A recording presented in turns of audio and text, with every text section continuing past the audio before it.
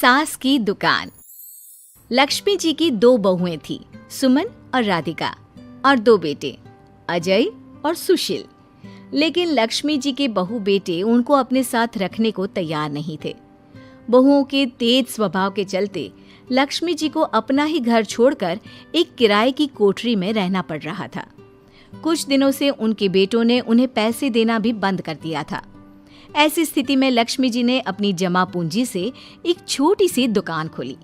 एक दिन शाम के वक्त, अजी सुनते हो, तुम्हारी माँ ने दुकान खोली है। दुकान अब इस उम्र में दुकान पर बैठेगी वो। अब क्या किया जा सकता है, माँ की तो बुद्धि सठिया गई है। मोहल्ले में मजाक बनाएंगे सब हमारा। अरे जेठ जी, इसमें परेशानी क्या है अगर सासू माँ ने दुकान खोली है? हाँ, राधिका ठीक तो कह रही है। अपनी दुकान पर बैठी रहेगी, कम से कम हमें परेशान तो नहीं करेंगी। हाँ, वैसे बात तो ठीक है।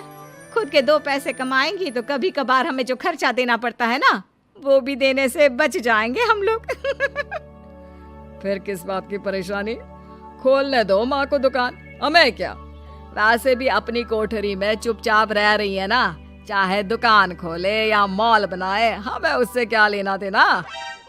अगले दिन सुमन अपनी सास की दुकान पर पहुंचती है। सासू माँ, आपकी दुकान में शक्कर है क्या? शक्कर जरा 1 किलो दे दीजिएगा। हाँ हाँ बहू, है ना। लो बेटा, 1 किलो क्यों, 2 किलो ले जाओ। सोच लो सासू माँ, घाटा हो जाएगा आपको। पैसे नहीं देने वाली मैं। देखो सुमन, ये मेरी दुकान है और यहाँ पर जो भी कोई सामान खरीदने आता है उसे पैसे तो देने ही पड़ते हैं। अरे सासू माँ, ऐसा क्यों कर रही आप? अरे देखो ना, घर पर आपका बेटा और पोते पोती दूध में शक्कर डालने के लिए कब से इंतजार कर रहे हैं। जरा उनके बारे में तो सोचिए। अरे ऐसी बात है क्या? अब मुझे नहीं पता था। बहू एक काम करो, वैसे भी पहली बार आई हो ना, ये शक्कर तुम ऐसे ही ले जाओ, पैसे देने की जरूरत नहीं है। अगले दिन राधिका भी अपनी सास की दुकान पर पहुंचती है। प्रणाम सासू माँ, कैसी चल रही है आपकी दुकान? बस बेटा, जैसे तैसे करके काम चला रही हूँ। तुम बताओ, घर में सब राजी खुशी है ना? हाँ हाँ मम्मी जी, सब कुछ ठीक ठाक है।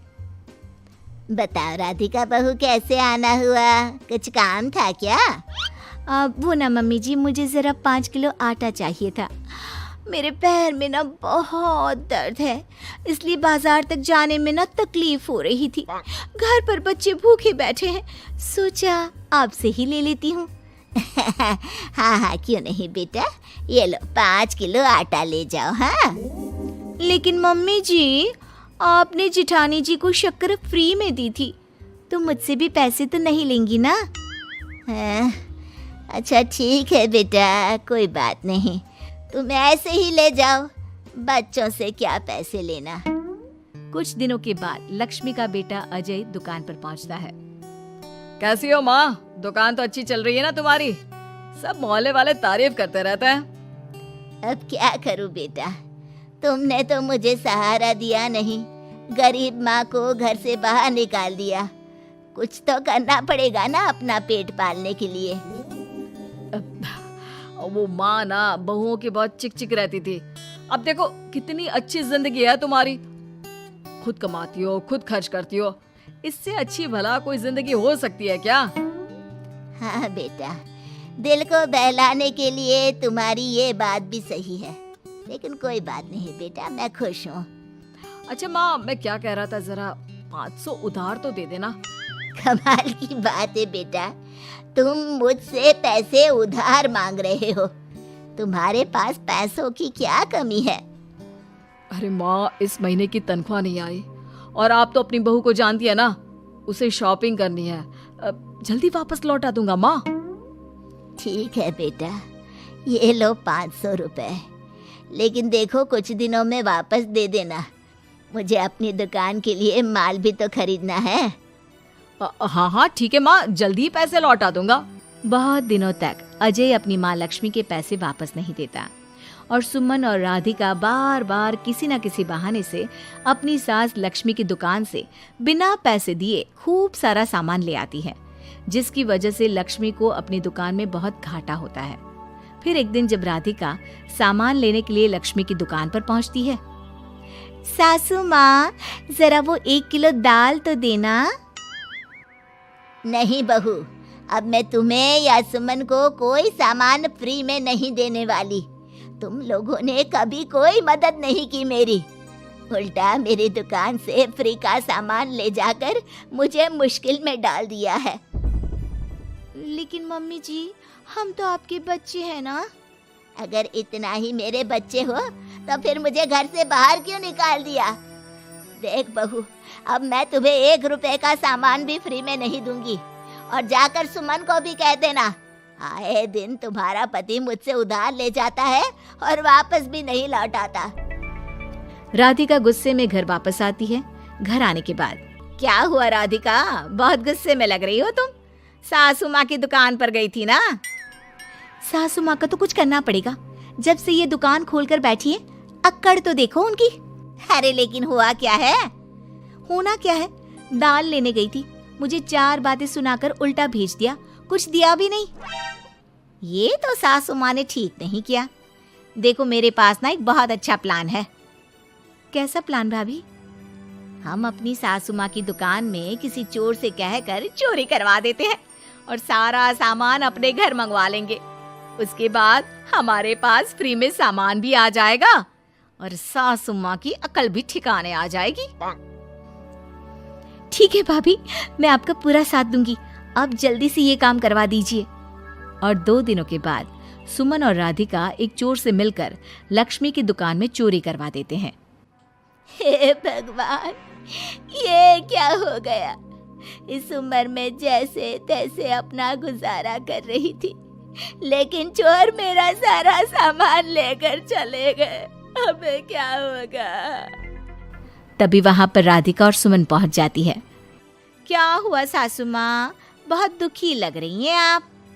अरे क्या बताऊं, मेरी दुकान का सारा माल चोरी हो गया। अब अगर आप अपने ही बहू बेटे को सामान नहीं देंगी तो ऐसा तो होगा ना सासू माँ।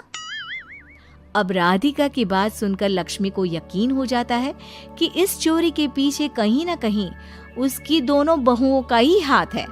लक्ष्मी एक प्लान बनाती है, पैसे उधार लेकर अपनी दुकान में फिर से खूब सारा सामान ले आती है। अरे भाभी, देखा आपने, सासू माँ की दुकान तो फिर से सामान से भर गई है। हाँ वही तो, मैं तो सोच रही थी कि एक बार में उनकी अकल ठिकाने आ जाएगी, पर लगता है फिर से कुछ करना पड़ेगा। लेकिन अब हम क्या कर सकते हैं? अरे वही जो हमने पहले किया था। इसका मतलब फिर से चोरी करवाएंगे? हाँ, उसके बिना हमारा काम कैसे चलेगा? और इस बार चोरी करने हम दोनों चलेंगे, कुछ नहीं छोड़ेंगे उनकी दुकान में। सुमन और राधिका दोनों मिलकर लक्ष्मी की दुकान में चोरी कर लेती हैं और सारा सामान चुपचाप अपने घर के स्टोर में लाकर रख देते हैं। लेकिन सुबह होते ही लक्ष्मी पुलिस लेकर सुमन और राधिका के घर पहुंच जाती है। इंस्पेक्टर साहब, मेरी इन दोनों बहुओं ने ही घर में चोरी की है। अरे ना ना इंस्पेक्टर साहब, ये हम पर झूठा इल्जाम लगा रही हैं। अरे हम क्यों इनकी दुकान में चोरी करने लगे? माँ, आपको शर्म नहीं आती अपनी बहू पर झूठा इल्जाम लगाते हुए? हाँ माँ, हम आपके बेटे हैं और ये आपकी बहुएं हैं, आप ऐसा कैसे कर सकती हैं? लक्ष्मी जी, क्या आपके पास कोई सबूत है? अरे इंस्पेक्टर साहब, आप इनकी बातों में मत आइए। ये हमारी माँ है और इनकी दिमागी हालत ठीक नहीं है, इसीलिए तो हमसे अलग रहती हैं। इंस्पेक्टर साहब, मेरी दिमागी हालत बिल्कुल ठीक है और मेरे पास इन दोनों के खिलाफ बहुत बड़ा सबूत है। बताइए, क्या सबूत है आपके पास? आप जरा मेरी दोनों बहुओं के हाथ पानी से धुलवा दो, फिर सब कुछ साफ साफ पता चल जाएगा। अरे हाथ पानी से धोने से क्या होगा माँ? आप दोनों मेरे सामने अपने हाथों पर पानी डालिए। जैसे ही राधिका और सुमन अपने हाथ पानी में डालती हैं, उनके हाथों का रंग लाल हो जाता है और ये देखकर सब लोग हैरान रह जाते हैं। अरे ये क्या, तुम्हारे हाथों का रंग अचानक से लाल कैसे हो गया? क्योंकि मैंने अपनी दुकान के सारे सामान पर एक तरह का केमिकल लगा कर रखा था। मुझे पता था जो भी चोरी करने आएगा वो सामान को अपने हाथों से उठाएगा और उसके हाथों पर रंग लग जाएगा। अरे माँ, आप तो बहुत चालाक निकली। इसे चालाक नहीं बेटा, बुद्धिमान कहते हैं। और जिसके तुम्हारे जैसे बहू बेटे हो उसे थोड़ा बहुत तो अपनी अकल से काम लेना ही पड़ता है ना। शर्म नहीं आती आप लोगों को अपनी ही माँ को परेशान करते हुए? हमें माफ कर दीजिए सासू माँ, हम आइंदा ऐसी गलती कभी नहीं करेंगे। और हाँ, आपको अपने साथ रखेंगे, आपकी सेवा करेंगे और पूरी इज्जत भी देंगे। हमें माफ कर दीजिए।